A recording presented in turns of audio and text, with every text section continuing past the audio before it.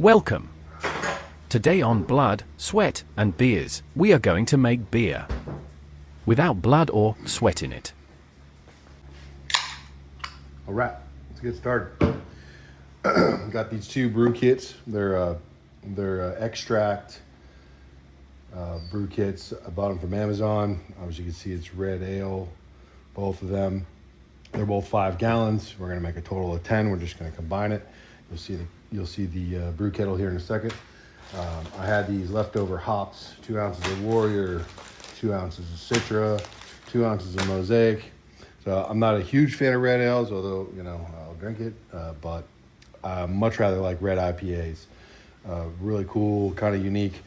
So we're gonna do that. We're gonna transform this a little bit. Could be great, could be shit. You never know. These are the hops that came with the kit. I'm gonna use half of this.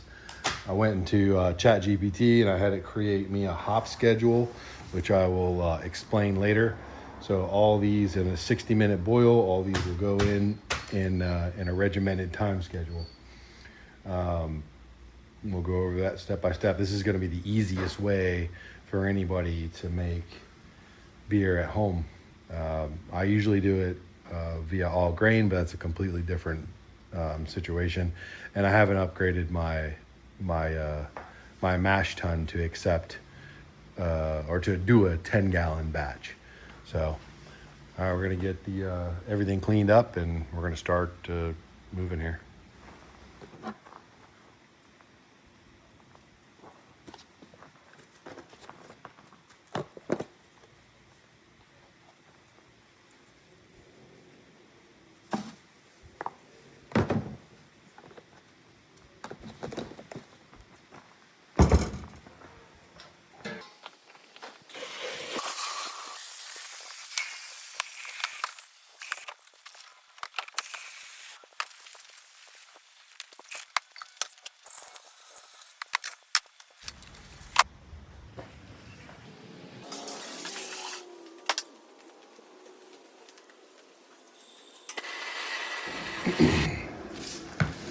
Well, that water's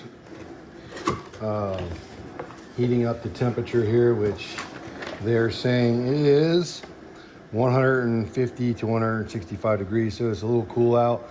I'm gonna bring it up to 165 and let her step down there. So inside this brew kit, this is your light malt extract, basically sugar syrup that they got from the malt, bottle caps, which I don't need. Here is what we're doing now. So we're gonna steep these grains in this bag. There's another can of the light malt extract. Priming sugar, I may end up just adding this to the beer when I'm done to just raise the ABV at the end of the day. So let's get out the other one, because remember, we're doing both of these at the same time. So we need all the grains, which I can save that and put it all into one bag, and then we're gonna steep it in the water, just like making coffee or tea.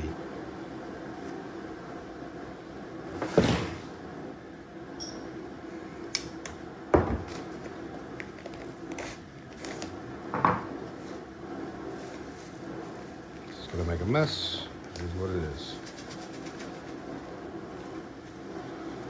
One.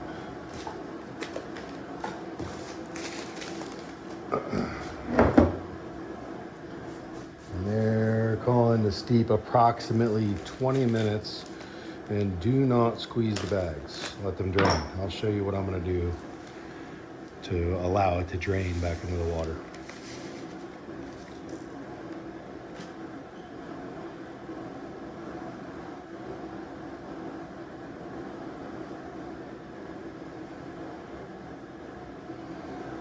All right, just wait for the water to heat up. Took advantage of this moment while I'm waiting for the water to heat up for the steeping of the grains to lay out my hops in order. 60 minutes, 2 ounces Warrior, 20 minutes. This is a countdown from the boil. When the boil starts, it's 60 minutes starts then.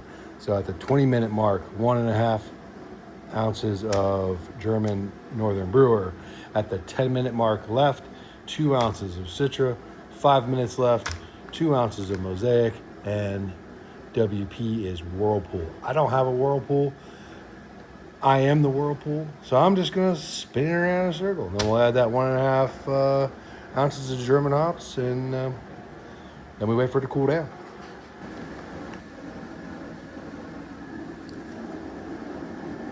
All right, looks like we're up the tip.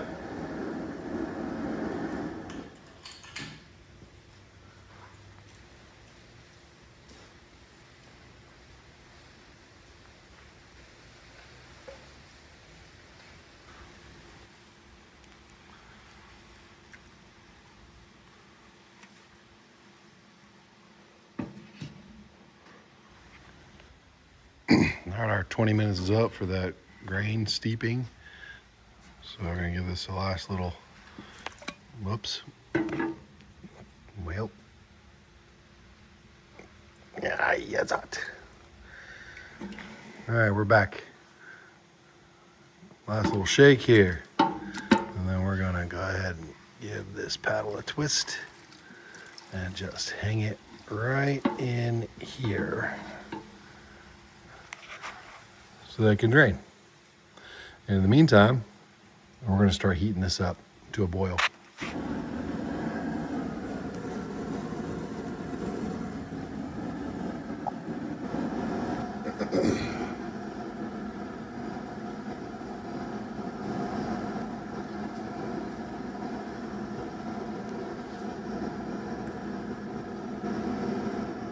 Literally like molasses.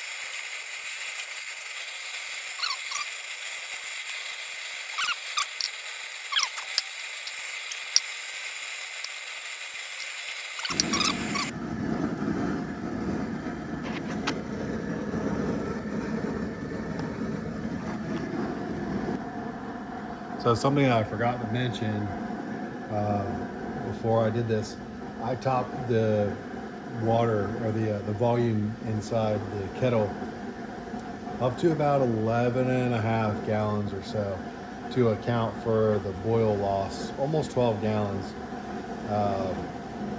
The instructions recommended topping up the fermenter with clean water after the boil. That's not a really good idea. Anything that touches this beer after it's cooled down has to be ultra sanitary. Otherwise you risk infection. So I topped it up ahead of time. We're gonna boil all of it. That way it's all good and clean. So what you're gonna see here soon is little pops, little bubbles starting to come. That means our boil is getting close. We're already starting to get foamy. So any minute now.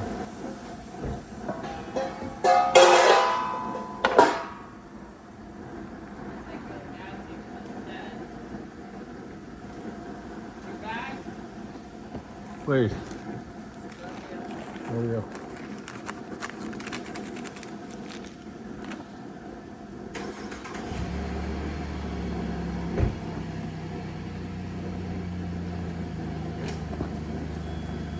That mess I was talking about.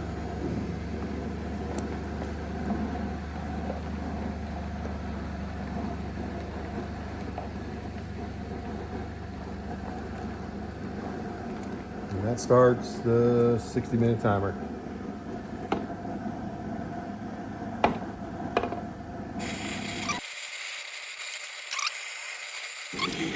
Mix you up some sanitizer, and I like to use use a bucket or something, you know, essentially as quarantine. So everything that I sanitize, I'm gonna stick it in this bucket and I'm gonna stick it out there and it'll all be good to go. It doesn't touch anything after it's sanitized. I don't touch it. I sanitize my hands before I touch anything. That way we don't infect our beer.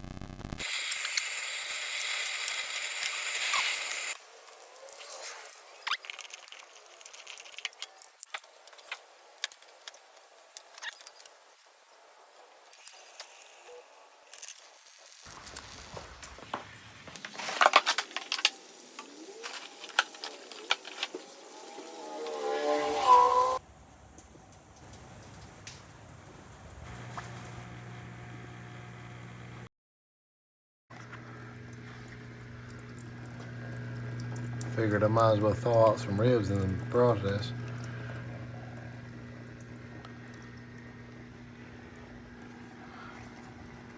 Oh, so close.